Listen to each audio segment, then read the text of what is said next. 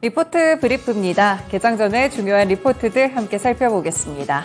오늘 첫 번째 종목은 JB금융지주고요. 하나증권 리포트입니다. 당분간 수급 우위의 환경이 지속될 전망인데 4분기 관심 종목으로 제시하고 있습니다.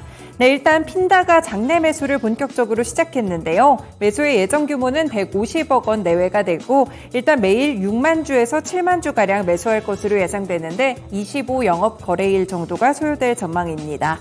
그리고 이후에는 300억 원 규모의 자사주 매입도 예정돼 있는데요. 그래서 그런지 다음 달부터 연말까지 수급에 대한 여건이 상당히 완화될 것이라고 보고 있습니다.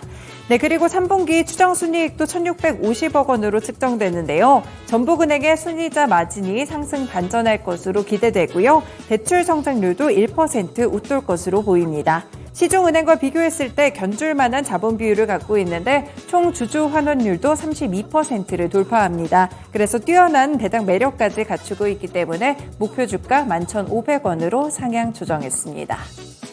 네, 두 번째 종목은 KT입니다. NH투자증권 리포트고요. 이제 다시 시작이다라고 제목을 달았는데요.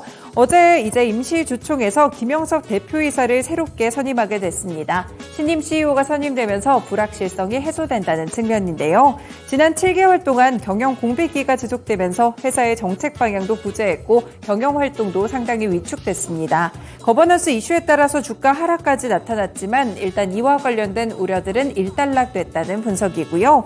이번에 김영석 대표이사는 ICT 전반적인 영역에서 경험이 풍부하기 때문에 KT에 대해서도 이해도가 높다는 점이 긍정적으로 평가받고 있습니다.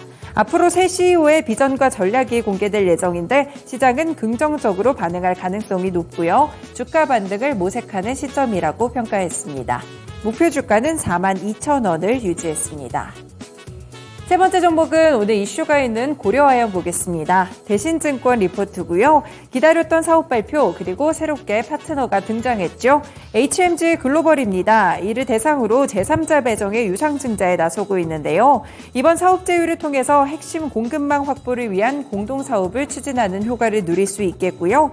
핵심 원료 수급을 용이하게 하고 대규모 물량을 필요로 하는 고객사를 확보했기 때문에 신사업 리스크를 줄일 수 있다는 점에서 긍정적입니다. 네, 그리고 니켈 재련소의 투자 계획과 캠코의 지분 확대까지 살펴보실 수 있겠는데요. 기존의 아연이나 연 같은 재련 비즈니스처럼 니켈 외에도 부산물을 추가로 회수하여 판매할 방침입니다. 그리고 캠코에 대한 지분 확대를 늘려가면서 점차 수직 계열화를 하려는 움직임까지 관측되고 있는데요. 이 동박사업 역시나 연말에 산업 생산과 납품을 목표로 진행하고 있고 전구체 사업의 생산 설비는 내년 3분기쯤에 상업화될 계획입니다. 이렇게 신사업의 방향성이 굉장히 뚜렷해지고 있죠. 이 덕분에 철광과 비철금속에서 토픽으로 제시했습니다. 목표 주가는 70만 원을 유지했습니다. 다음 종목은 JYP 엔터테인먼트입니다. KB증권 리포트고요. 과도한 주가 조정, 매수 기회라고 분석했는데요. 사실 2분기에 실적이 좋지 않았고 컨센서스를 하회하면서 주가가 급락하기도 했었는데요. 그 이유는 콘텐츠 제작비의 구조적인 이슈는 아니었습니다. 일단 해외 퍼블리싱 수익 정산 시점이 1분기와 3분기에 이뤄졌던 계절적인 이슈였고요. 트와이스의 일본 스타디움 공연 4회분에 대한 매출 인식도 이연됐습니다. 결국에는 크게 보시면 올해 마진 자체가 29.4%를 기록할 것이라고 보고 있는데요. 3분기에도 모멘텀이 많습니다. 일단 스트레이키즈가 돔 투어를 6회 정도 진행할 것으로 보이고 이 트와이스의 월드 투어가 14회, 니주의 일본 투어가 15회 진행되면서 공연 매출을 중심으로 한 외형 성장이 지속되고 있습니다. 공연과 MD 매출 주목해보시면 좋겠고요. 이와 더불어 A2K 프로젝트 역시나 순항하고 있다고 합니다. 이에 따라 목표 주가는 15만 원을 유지했습니다. 마지막 종목은 유비벨록스 보겠습니다. 하나증권 리포트고요. 실적 성장의 원년이고 보유한 모멘텀에 주목해보자라고 했는데요.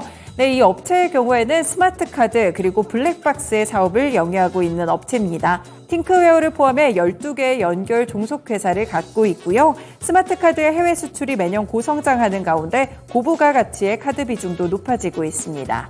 내년에는 이 한국 전용 스마트카드를 도입하게 되면서 더 수혜가 될 것이라고 봤고요. 블랙박스 사업은 원가가 안정화되면서 큰 폭의 턴어라운드를 이번에 보여줄 것으로 기대가 되고요. 로보락의 판매 호조에 따라서 전 사업 부문이 연간 호실적을 낼 것으로 보고 있습니다. 이 자율주행 차량의 필수 제품으로 또 ADAS 고정밀 지도를 아이나비 시스템스를 통해서 개발하고 있는데요. 레벨 4 이상 자율주행 협력 제어 시스템의 개발, 이 국책과제에 선정돼 기술을 고도화하고 있습니다. 이렇게 자율주행 모멘텀도 발생하는데 밸류에이션 매력까지 갖췄기 때문에 긍정적인 평가를 내렸습니다. 다만 목표 주가는 따로 제시하지 않았습니다. 오늘도 이렇게 5가지 리포트 분석해드렸습니다. 리포트 브리프였습니다.